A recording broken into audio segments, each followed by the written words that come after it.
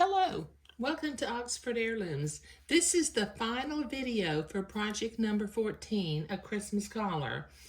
This is going to be a short playlist because there wasn't a lot of steps in order to complete this collar. Now I have my smocking finished. I have taken out all but the top two smocking row or pleating rows.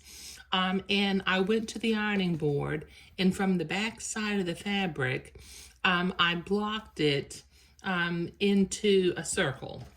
Okay, and just to remind you, the smocking design that I used was designed for without the little flowerettes from Ellen McCarn's Christening Day for Carlos. Now this pattern dates from 2009, so I think it's still in stock. Okay, let me set my smocking plate aside. Okay, I still have the center front marked on my collar with a little blue marking pen.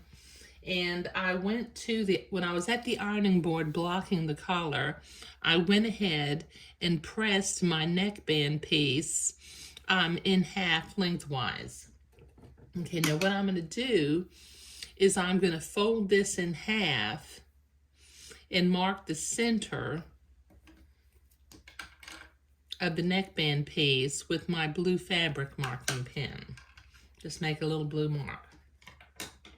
Okay, and then using my silk pins, I'm going to begin at the center, line up the little blue dots, and pin the neckband into place.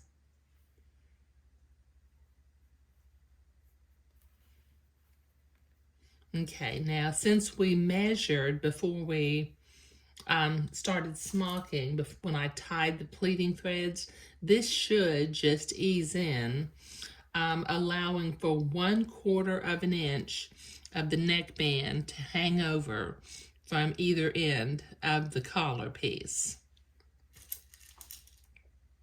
Because we will fold that over and make a nice neat edge.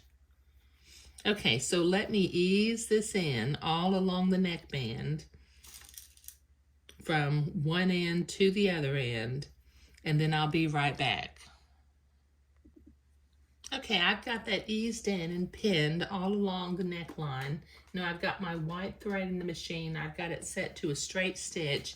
And what I'm going to do from the collar side, not from the neckband side, I'm going to sew a straight line, and I'm going to sew immediately to the right of this top back smocking line that I did, and that'll give me a real tiny, about 1/4 of an inch, maybe even closer to 1/8 of an inch. But don't sew on the smocking line because you might pierce that top pleating thread.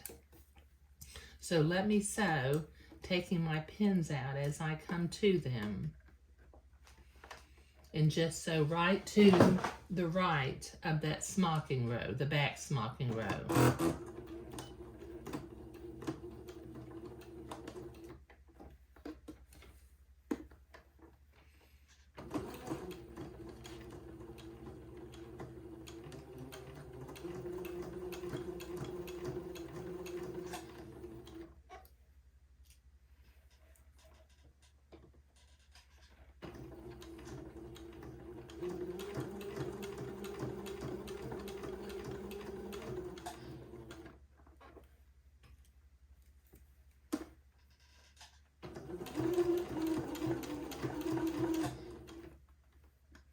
Okay, this will take me a minute to get this all done. Okay, I've got that sewn all the way along the top smocking thread, and I went to the ironing board and I quickly pressed the neckband up and away from the collar. Okay, now what I'm going to do, starting from, as I'm looking at the back, I'm starting at the left-hand end, and I've got it folded up where it extends above the collar piece, and I'm going to fold that end in so that it's even with the edge of the collar, and then I'm going to fold it down again, and that gives me a nice neat edge with no raggedy ends hanging out. And I'm going to begin from the left side And using my silk pins, I'm going to pin my neckband into place, because in a minute I'll be using a needle and thread to sew that into place. Okay, so let me pin all the way along, and when I get to the other end, I need to insert my buttonhole loop, but let me get this pinned first. Okay, so I have pinned to about 2 inches to the other end. Now I'm going to take my piece of 1/16 inch ribbon and I'm going to fold it in half. Okay, now from the front side of the collar, I'm going to line it up where the neckband meets the collar, and then I'm going to leave just enough for 1/16 of an inch of the button. Can you see that I'm leaving just a little bit right here, and on this part that I'm going to fold under, I'm going to, with my needle and thread, I'm going to tack that ribbon loop into place, just with a few little running stitches, just to tack it into place.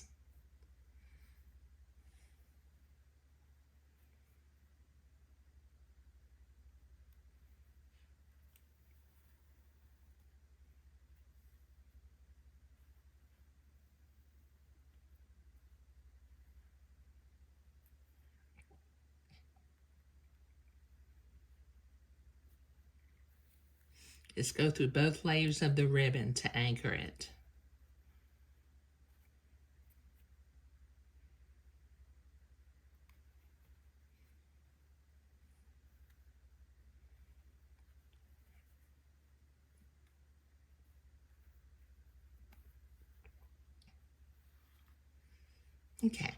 Okay, now, as you can see, the little ends are poking out, but the little 1/4 of an inch is right here. So I'm going to fold that back, and now my buttonhole loop will extend out past the edge of the collar. Just fold it even with the edge of the collar. Okay, fold that end down so we have a nice, neat end down here, and then begin to stitch that neckband piece to the collar piece using some little whip stitch, or if you like to use an invisible stitch, that's perfectly fine.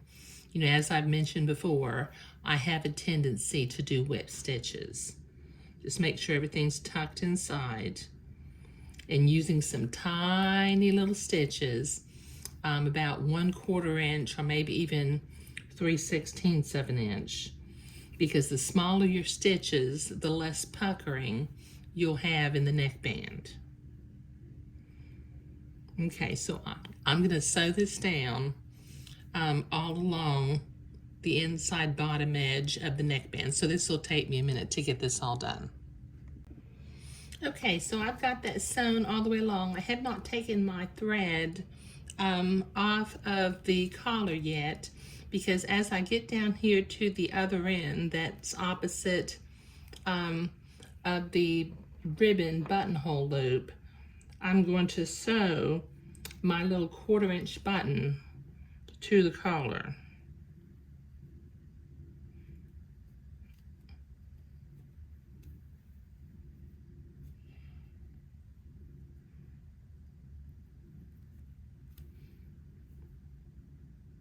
Just use a few stitches to anchor it firmly in place. And we will close the collar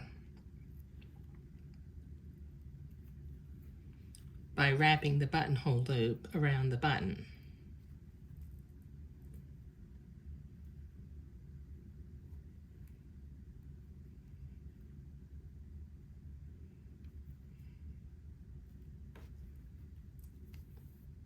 Okay, now let me do a simple overhand knot in order to tie this into place.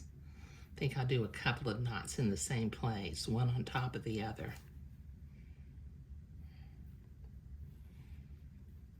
Clip my thread off. Okay, now I have already used my little bottle of distilled water to get rid of my blue markings in the front, but I do still need to clip